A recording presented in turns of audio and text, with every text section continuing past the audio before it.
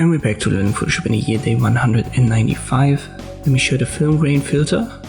So instead of applying grain directly, we can also use a filter for that.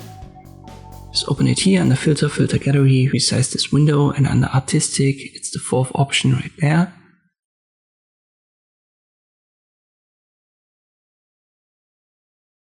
You can also find it in the drop down, it's alphabetically ordered. Let me zoom out a little bit, I'll hold Alt, use the mouse wheel.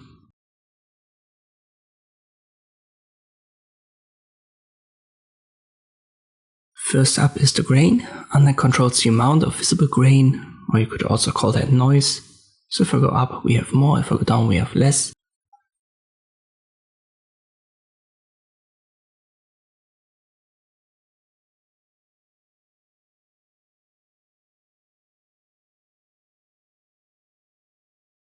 Let me go up to 5, I still want to have a realistic result.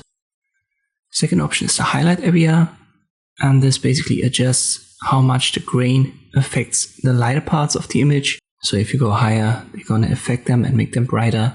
If you go lower, it's going to be darker. And finally, we have the intensity, and this for the overall, let's say, strength and contrast of the grain effect.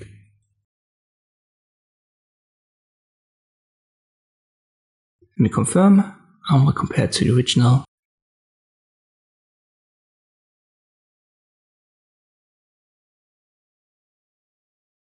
And this is how you can use the film grain filter in Photoshop. I hope this video was helpful, thank you for watching, and I'll see you next time.